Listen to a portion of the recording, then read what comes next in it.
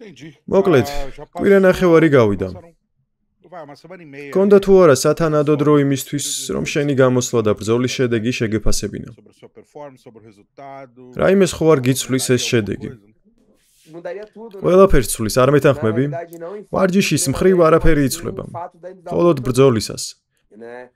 ყველაფერი, რაც ვარჯიშის დროს გავიარე, ბრძოლის დროს არ გამომიყენებია. საერთოდ არაფერი. რამდენი წელია უკვე ვიბრძვი და ჯერ ასეთი ნოკაუტი არ მიგრძნია. რას ვიზამთ? რთულია ყოველივე ეს. სატიტულო ბრძოლები ბევრ ამეს მოიცავს. ყველაზე მთავარი კი ისაა, რომ ეს შენი შანსია. სამწუხაროა ბრძოლის ასეთი დასასრული, განსაკუთრებით თუ გავითვალისწინებთ იმას, რომ ჩვენს მიერ შემუშავებული სტრატეგია არ გამომიყენებია. მაგრამ რას ვიზამთ? ეს MMA-ია. ყველაფერს წინასწარ ვერ გათვლი. მოულოდნელი სიგიჟეებითაა ეს სპორტი სავსე. მან თავისი მომენტი გამონახა. საქმეც ჩემზე უკეთესად შეასრულა, თავის სტრატეგიასაც გაყვადა ჩემპიონიც გახდა. ერთ საკითხს მინდა შევეხო. ამ წელს ბრძოლის გამართვა ისევ გინდა? დიახ, ეს ძალიან მინდა. მინდა კარგი ბრძოლები გავმართო.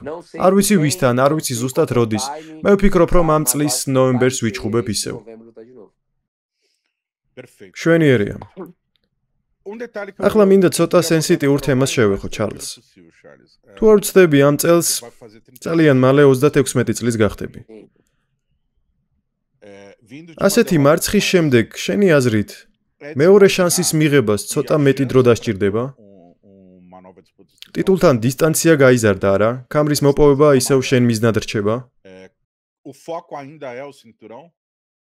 დიეგო, როცა მე MMA-ზე ვსაუბრობ, კარგად იცი, რომ სიმართლის თქმა მიყვარს. ბრძოლა როცა დასრულდა, იმ წამსვე გულდაწყვეტილმა გავიფიქრე. ნეტა მომეცემა თუ არა მეორე შანსი. ვიქნები თუ არა ჩემპიონი ისევ. MMA ვახსენეთ და ხომ იცი, რომ რეიტინგში მეორე ვარ. რატომაც არა? ფიქრობ 1, 2 ან 3 კარგი ბრძოლა დიდსახელებთან და ამის შანსი მომეცემა ისევ. ჩემი აზრით, იგივეს კეთება უნდა გავაგრძელო. ტიტულზე ბევრი არ უნდა ვიფიქრო. არც იმაზე თუ ვინ იქნება შემდეგი ოპონენტი. უბრალოდ კმაყოფილი უნდა ვიყო.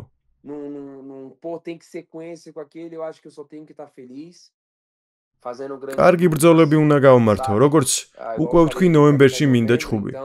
კარგ ოპონენტს ავირჩევ და თუ გავიმარჯვებ, ეს ჩემთვის მორიგი დიდი ნაბიჯი იქნება ამ უდიდეს დროში, რომელიც ტიტულთან მაშორებს.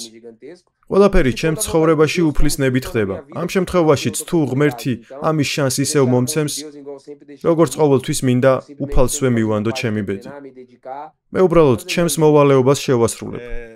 სხვა მარცხებთან შედარებით, უფრო მტკივნეული იყო თუ არა ბოლო ბრძოლა შენთვის. დიახ, ვერ ვიტყვი, რომ მტკივნეული არ ყოფილა. გული ნამდვილად დამწყდა. ძალიან დასანანი იყო. მტკივნეული იყო ბრძოლა, რომ ასე დასრულდა. ასეთ ნოკაუტში ჯერ არავის ჩაუგდივარ. ტექნიკური ნოკაუტიც გამომიცდია, ნოკდაუნში ბევრჯერ ყოფილ ვარ, სადაც წამომდგარ ვარ და ბრძოლა გამიგრძელებია, მაგრამ აქ ყველაფერი ახალი გამოცდილება იყო ჩემთვის. არ ვიცოდი რა მოხდა და როგორ ვიყავი. თავდაუზოგავი შრომის და ვარჯიშის შემდეგ, როცა გადიხარ და ვერ იყენებ იმას, რისთვისაც ამდენი ხანი იშრომე და თავი გაწირე, რა თქმა უნდა, გული დაგწყდება. მაგრამ რას ვიზამთ? ეს ამ სპორტის ნაწილია. არაპროგნოზირებადია. ყველაფერი შეიძლება მოხდეს. ტოპურიაზე რას ფიქრობ? უფრო სწრაფი და ძლიერი იყო, ვიდრე შენ წარმოგედგინა? რა თქმა უნდა, ეს ბიჭი ძალიან ძლიერად მირტყამდა. ძლიერი ხელი აქვს, ამას უბრალოდ ვერ ვუარყოფ. ბევრი ძლიერი დარტყმა მიმიღია, მაგალითად ჯასტინ გეიჯისგან, დასტინ პორიესგან, მაიკ ჩენდლერისგან. ისეთი დარტყმები მიმიღია, რომლებსაც ნოკდაუნში გადავუყვანილ ვარ. ამ ბიჭს კი ნამდვილად ძლიერი დარტყმები აქვს. ასევე მან იცის ბრძოლა როგორ გაყიდოს. ამასთან ერთად ის ძალიან თავმდაბალი და ამქვეყნიური ბიჭია.